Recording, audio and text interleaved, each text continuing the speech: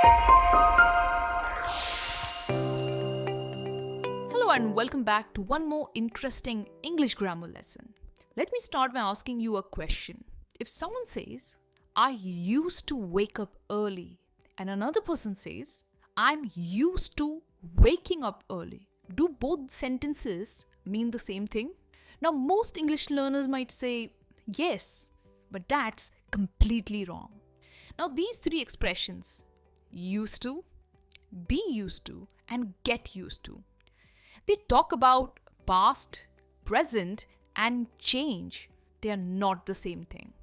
So in today's lesson, we'll understand when to use used to, be used to, and get used to.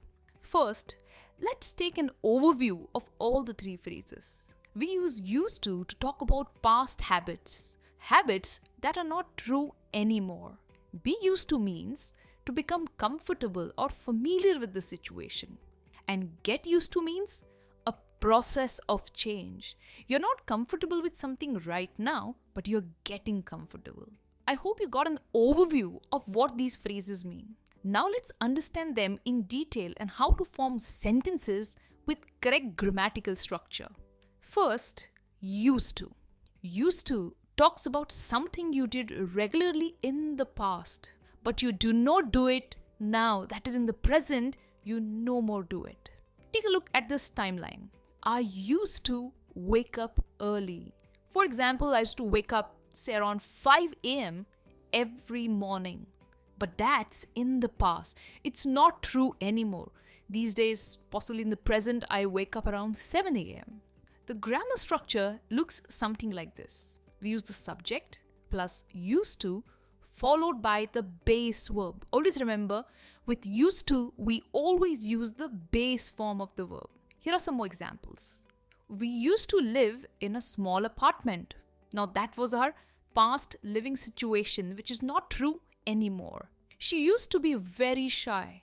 So she was shy earlier, but she has changed now. We used to live in Delhi. So we lived there before. Now we don't. I stay in Mumbai now. He used to smoke a lot. So he smoked in the past, but now he has stopped smoking. I hope you understood how to use used to. Now take a look at this sentence. I used to waking up early. This sentence is incorrect. With used to, we never use the ing form of the verb. The correct sentence would be, I used to wake up early. This is quite important and always remember this. After used to, you'll always use the base form of the verb. Alright, now let's understand how to use be used to. Be used to means you are comfortable with something now. Something felt strange earlier, but now it feels normal. You're comfortable with it. And here be means am, is, are the be verb. This structure talks about your present state. The grammar structure looks something like this. We use the subject followed by the be verb, that is am, is, are, plus used to, followed by either a noun or the verb in the ing form. Now here, important thing to note is, used to here is an adjective and it's not a verb. Here are some examples to understand it better. I'm used to working late at night. So working late feels normal to me now. She's used to spicy food. So spicy food doesn't bother her anymore. Initially, it bothered her, but now it doesn't bother her anymore. He wasn't used to speaking English in meetings. So earlier that was the situation, but now he's comfortable. So here we have used wasn't to show that you were uncomfortable with something, but now you're comfortable with it. They are used to heavy traffic in Mumbai. So traffic feels normal to them. So they got used to the traffic in Mumbai. Now take a look at this sentence. I'm used to wake up early. This is incorrect. The correct sentence is I'm used to waking up early. So after am used to, the next word that will follow would be either a noun or the ing verb. Again, this is very important. Keep this in mind. So you'll always use the ing form of the verb. Alright, now let's move on to get used to.